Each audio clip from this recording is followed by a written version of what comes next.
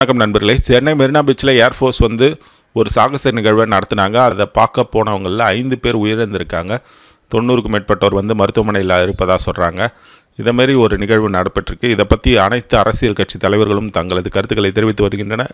இதில் நாம் தமிழ் கட்சியின் ஒருங்கிணைப்பாளர் சீமான் அவர்கள் ஒரு காட்டமான அறிக்கையை வெளியிட்டுள்ளார். அந்த அறிக்கையில் கூட்ட நெரிசலில் சிக்கி உயிரிழந்தோரின் குடும்பத்தினருக்கு என்னுடைய ஆறுதலை தெரிவித்து அவரது துயரில் பங்கேற்கிறேன்.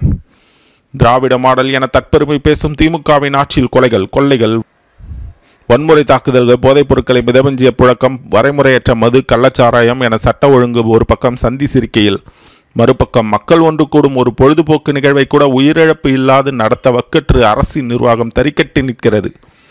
விடுமுறை நாளில் மனமகிழ்விடையே கேளிக்கைக்காக கடற்கரைக்கு சென்ற பொதுமக்கள் பிணமாய் வீடு திரும்புவது என்பது சகிக்கவே முடியாத பெருங்கொடுமை. மொத்தத்தில் 5 பேரின் மரணம் என்பது ஆளும் திமுக அரசின் அலட்சியத்தில் விளைந்த படுகொலையாகும்.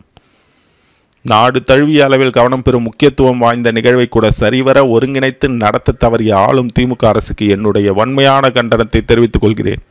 15 லட்சம் பார்வையாளர்களை வரவழைத்து அதிகப்படியாக பார்க்கப்பட்ட வான்படை வீர தீர நிகழ்ச்சியாக லிம்கா சாதனை புத்தகத்தில் இடம்பெறுவதை இலக்காக கொண்டு நடத்தப்பட்ட இந்நிகழ்வில் அவ்வளவு லட்சம் பேருக்கான முன்னேற்பாடை செய்யாத மாநிலத்தை ஆளும் திமுக அரசின் நிர்வாக தோல்வியை 5 பேரின் உயிரிழப்புகளுக்கும் காரணமாக அமைந்திருக்கிறது. ஓரிடத்திலே இத்தனை லட்சத்துக்கு மேலான மக்கள் கூடினால் அங்கு ஏற்பாடு செய்ய வேண்டிய இலவச குடிநீர், கழிவறை வசதிகள், முதியோர் பெண்கள் குழந்தைகளுக்கான குடில்கள், போக்குவரத்து ஒழுங்கு, மருத்துவ ஏற்பாடுகள், போதிய மீட்பு குழுக்கள், காவல்துறையினர் உள்ளிட்ட எல்லா ஏற்பாடுகளும் சரிவர அமைக்கப்பட்டு நிர்வகிக்கப்படாததே மக்களை பெரும் இன்னலுக்குள்ளாக்கி 5 உயிர்களை போக்கியிருக்கிறது. ஒரு அரசியல் கட்சியின் மாநாட்டுக்கும் பொதுக்கூட்டத்துக்கும் ஏகப்பட்ட நிபந்தனைகளையும் கட்டுப்பாடுகளையும் விதித்து கெடுபிடி செய்யும் ஆட்சியாளர் பெருந்தகைகள் கடற்கரையில் 15 லட்சம் பேரை எந்த அடிப்படையில் கூட விட்டார்கள் எனும் அடிப்படை கேள்விக்கு என்ன பதில் உண்டு?